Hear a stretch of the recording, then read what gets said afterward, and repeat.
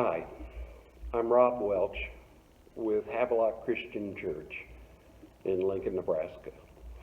I want to welcome you to this, can't call it a sermon, this meditation. It's Palm Sunday, and we've all been through Palm Sundays all of our lives. It becomes a difficult thing to preach, so I'm not going to preach it. I'm just going to say a few words in meditation about it. But before I do that, let me announce to you that this is April 5th. On Easter Sunday, a week from today, the church is going to have a parking lot service. Now, what we're going to do is put out some amplification, microphones, that kind of thing. Originally, we thought maybe people could get out if they brought chairs or benches or things like that, but I've been advised that may violate the mayor's rule that we only have 10 people in any given space, even though it is outside. So we'll stay in our cars and we'll make sure that we have enough amplification that you can hear what I say and do what I do, especially when we have communion. So what I'm inviting you to do is bring the elements with you. Bring some bread, bring some juice, and at the end of the service, we're going to take communion together, and that way reconnect, just like we reconnect every Sunday at the table. As you can see, I'm sitting at the table in our sanctuary. It's very quiet. There's no one around. When I drove up, there was nobody walking, no kids outside playing. These are strange times. But what I know is that we're going to make it through it. Together, we're going to do this. Together, we're going to avoid getting sick, and more importantly, we're going to avoid making other people sick. So we all have a common journey right now. And even though it seems bleak, I know it's going to get better. And I am so proud of the members of this congregation. Your gifts keep coming in, and we desperately need that to keep the church's doors open. But more than that, you pray. And I've been the beneficiary many times over the last year of your prayers. So we keep praying, we distance, we avoid contact with other people, and we stay well. I want to read the text that would normally have been read to the congregation today here in this sanctuary. It's rather long, but it's really important. So it's John 12, verses 1 through 36. 6 days before the Passover, Jesus arrived in Bethany, where Lazarus lived, whom Jesus had raised from the dead. Here a dinner was given in Jesus' honor. Martha served, while Lazarus was among those reclining at the table with him. Then Mary took a pint of pure nard, an expensive perfume. She poured it on Jesus' feet and wiped his feet with her hair, and the house was filled with the fragrance of perfume. But one of the disciples, Judas Iscariot, who was later to betray him, objected. Why wasn't this perfume sold and money given to the poor? It was worth a year's wages. He did not say this because he cared about the poor, but because he was a thief. As keeper of the money bag, he used to help himself to what was put into it. Leave her alone, Jesus replied. It was intended that she should save this perfume for the day of my burial. You will always have the poor among you, but you will not always have me. Meanwhile, a large crowd of Jews found out that Jesus was there and came, not only because of him, but also to see Lazarus, whom he had raised from the dead. So the chief priests made plans to kill Lazarus as well, For on account of him, many of the Jews were going over to Jesus and putting their faith in him. The next day, the great crowd that had come for the feast heard that Jesus was on his way to Jerusalem. They took palm branches and went out to meet him, shouting, "Hosanna! Blessed is he who comes in the name of the Lord. Blessed is the King of Israel." Jesus found a young donkey and sat upon it, as it is written, "Do not be afraid, O daughter of Zion. See, your king is coming, seated on a donkey's colt." At first, the disciples did not understand all of this. Only after Jesus was glorified did they realize that these things had been written about him and that they had done these things to him. Now the crowd that was with him when he called Lazarus from the tomb and raised him from the dead continued to spread the word. Many people, because they had heard that he had given this miraculous sign, went out to meet him. So the Pharisees said to one another, "See, this is getting us nowhere. Look how the whole world has gone after him." Now there were some Greeks among those who went up to the worship at the feast. They came to Philip, who was from Bethsaida in Galilee, with a request.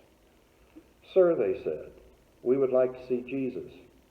Philip went to tell Andrew. Andrew and Philip in turn told Jesus. And this is what Jesus replied with. "The hour has come for the Son of Man to be glorified. I tell you the truth, unless a kernel of wheat falls to the ground and dies, it remains only a single seed. But if it dies, it produces many seeds. The man who loves his life will lose it, while the man who hates his life in this world will keep it for eternal life. Whoever serves me must follow me, and where I am, my servant also will be. My Father will honor the one who serves me. Now my heart is troubled, and what shall I say?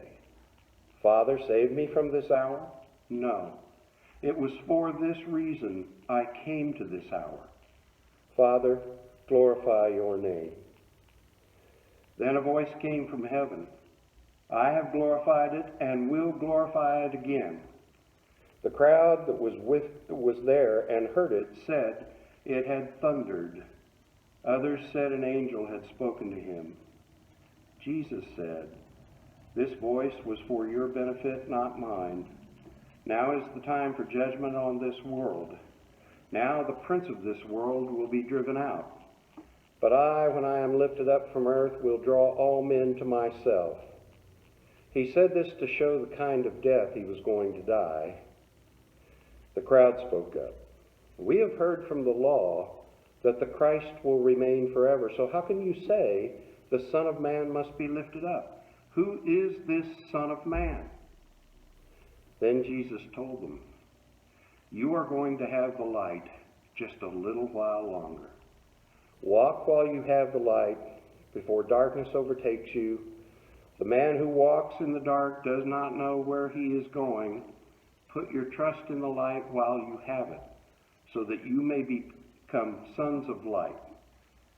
When he had finished speaking, Jesus left and hid himself from them. And here ends the reading. That's a powerful passage. It's powerful in many different ways. And it's important to note right now that Jesus was seen differently by each of the gospel writers. Now, it's also true that he was seen more alike in Matthew, Mark, and Luke.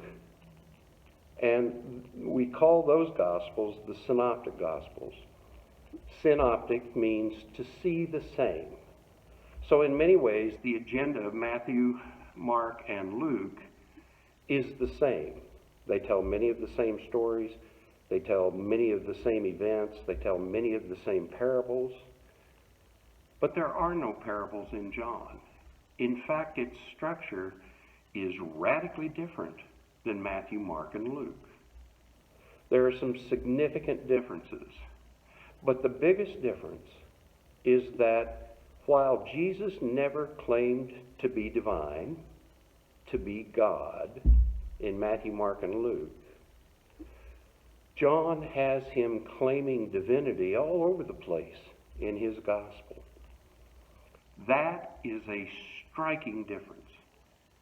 And I would say, at the very least, it is the offering of a man who has considered, who has really considered, has had the time to consider what the real meaning of the Christ is. The writer, John, was of a school of thought that had been around since the beginning. But this gospel was not written until 60 years after Jesus' death and resurrection. Mark, on the other hand, was written in, we think, about 70 A.D., and that's only 40 years after the death of Christ and the resurrection. The Gospel of John is the product of mature thought. And that's why John, and the writer says, he wrote this stuff from memory. He does so with an agenda, and the agenda is to establish the absolute authority of God in Jesus. That there's no question. So many times in Mark, and in some places in Luke and Matthew, we have Jesus doing something and then telling people, don't speak of it, don't tell anybody else this happened. In John, there's none of that. The agenda is to establish the absolute authority of Jesus, because his authority comes from his Father, whose being he participates in, and that gives him the authority not only on earth but in heaven. It's pretty powerful stuff. Now, with regard to our text, let me just say this.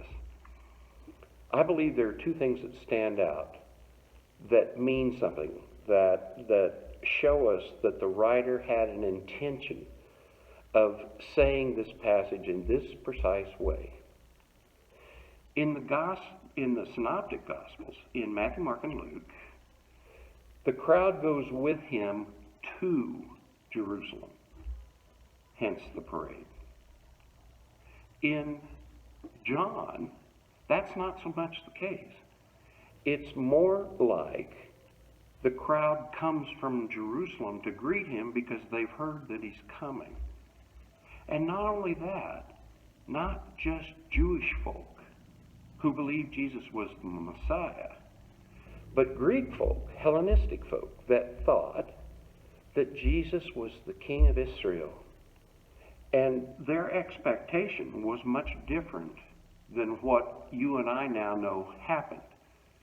Theirs was a pre-Easter understanding of the Christ. And what that meant was they thought that he was going to assume temporal power. They thought that he was going to change the landscape of politics and finance and culture, all the things that were problems for them. He was going to change. He was going to take temporal power and throw the Romans out, and he was going to reestablish the Jewish tradition and make everything right. That's their pre-Easter expectation. It's funny, though, that isn't what happened, and you and I have a post-Easter perspective. We know what really happened. But what really happened set loose an amazing array of things that happened.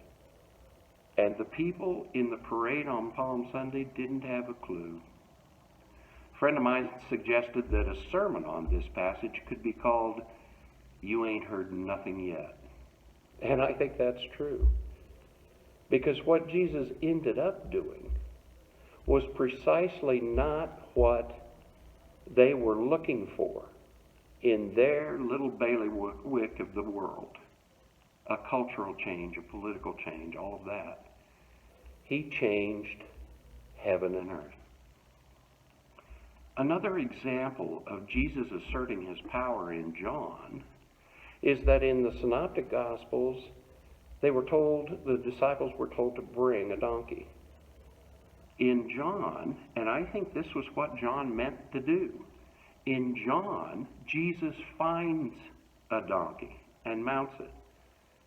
Now to me, that's kind of a way of saying he took charge, and he took charge of everything. He said, "You only have my light a little while.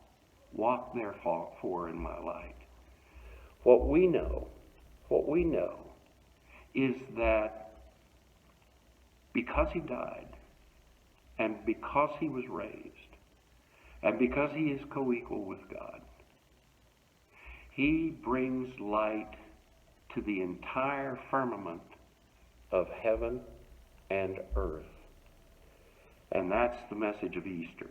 And we'll get to that next week. I pray God's blessing on each and every one of you. Stay safe, stay healthy, be well, and we're going to be together next Sunday, at least so we can see each other. Be safe, have a good week, and as my friend says to me all the time, blessings to you. God bless.